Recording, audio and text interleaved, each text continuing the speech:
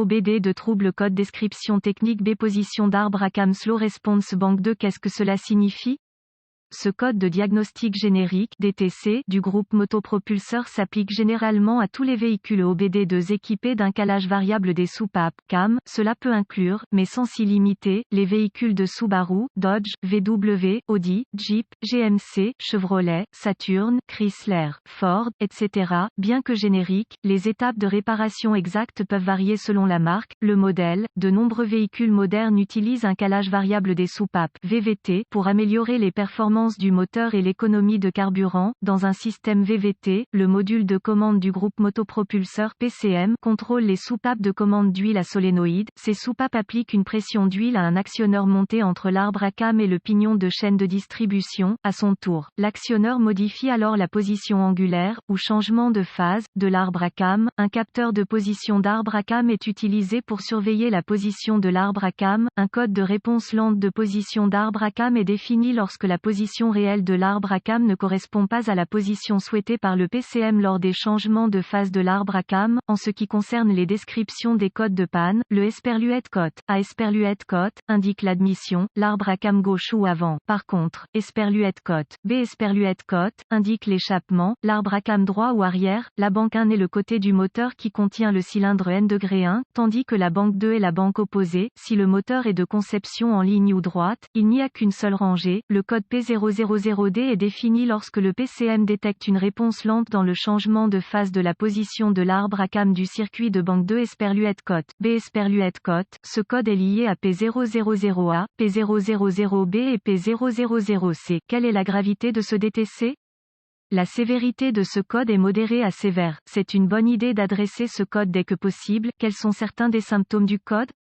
Les symptômes d'un code de panne P000D peuvent inclure voyant de contrôle du moteur allumé, émission accrue, mauvaise performance du moteur, bruit du moteur. Quelles sont les causes possibles du code? Les causes de ce code peuvent inclure alimentation en huile incorrecte, capteur de position d'arbre à cam défectueux, soupape de commande d'huile défectueuse, actionneur VVT défectueux, problème de chaîne de distribution, problème de câblage PCM défectueux. Exemple de capteur de position d'arbre à cam CMP. Quelles sont les étapes de dépannage du P000D? Commencez par vérifier le niveau et l'état de l'huile moteur. Si l'huile est correcte, effectuez une inspection visuelle du capteur de position d'arbre à cam, du solénoïde de commande d'huile et du câblage correspondant. Recherchez les connexions desserrées, le câblage endommagé, etc. Si des dommages sont détectés, réparez si nécessaire, effacez le code et voyez s'il revient. Ensuite, vérifiez les bulletins de service technique (BST) concernant le problème. Si rien n'est trouvé, vous devrez passer au diagnostic étape par étape du système. Ce qui suit est une procédure généralisée, car les tests pour ce code varient selon les véhicules. Pour tester avec précision le système, vous devrez vous référer à l'organigramme de diagnostic du fabricant. Avant de continuer, vous devrez consulter les schémas de câblage d'usine pour déterminer quels fils sont lesquels. AutoZone propose des manuels de réparation en ligne gratuits pour de nombreux véhicules et ALLDATA propose des abonnements à un seul véhicule. Test du capteur de position d'arbre à cam. La plupart des capteurs de position d'arbre à cam sont des capteurs à effet Hall ou des capteurs à aimant permanent.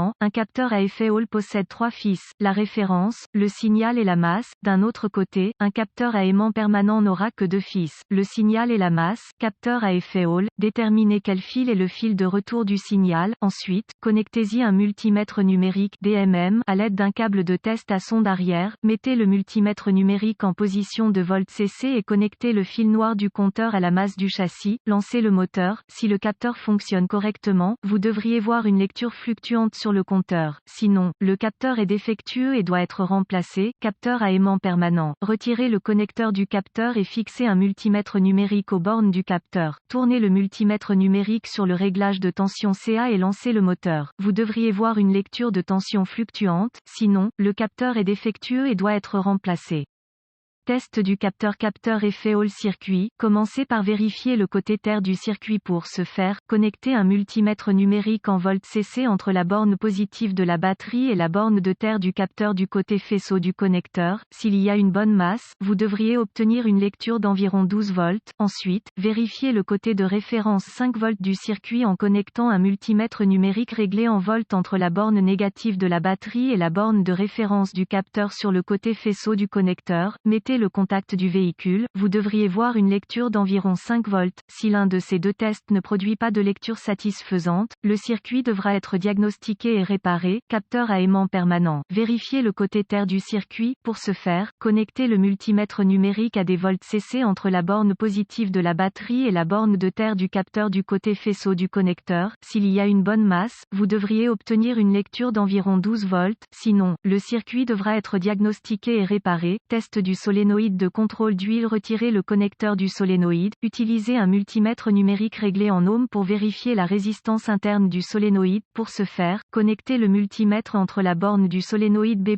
et la borne de terre du solénoïde. Comparez la mesure de résistance aux spécifications de réparation d'usine. Si le compteur affiche une lecture hors spécification ou hors limite, OL, indiquant un circuit ouvert, le solénoïde doit être remplacé. C'est également une bonne idée de retirer le solénoïde pour inspecter visuellement l'écran pour détecter les débris métalliques. Vérifiez le circuit du solénoïde de commande d'huile. Vérifiez le côté alimentation du circuit. Retirez le connecteur du solénoïde. Contact mis. Utilisez un multimètre numérique réglé sur volt CC pour vérifier la puissance du solénoïde, généralement 12 volts. Pour ce faire, connectez le fil négatif du compteur à la borne négative de la batterie et le fil positif du compteur à la borne du solénoïde B+ du côté faisceau du connecteur. Le compteur doit lire 12 volts, sinon, le circuit devra être diagnostiqué et réparé. Vérifiez le côté terre du circuit. Retirez le connecteur du solénoïde. Contact mis. Utilisez un multimètre numérique réglé sur volt CC pour vérifier la mise à la terre. Pour ce faire, connectez le fil positif du compteur à la borne positive de la batterie et le fil négatif du compteur à la borne de terre du solénoïde du côté faisceau du connecteur. Commandez le solénoïde avec un outil d'analyse équivalent OEM. Le compteur doit lire 12 volts. S'il n'est pas présent, le circuit devra être diagnostiqué et réparé. Vérifiez la chaîne de distribution et les actionneurs VVT si tout se vérifie jusqu'à ce point. Le problème peut provenir de la chaîne de distribution, des actionneurs VVT correspondants. Retirez les composants nécessaires pour accéder à la chaîne de distribution et aux actionneurs. Vérifiez la chaîne pour un jeu excessif, des guides cassés ou des tendeurs. Vérifiez les actionneurs pour des dommages visibles, tels que des dents usées.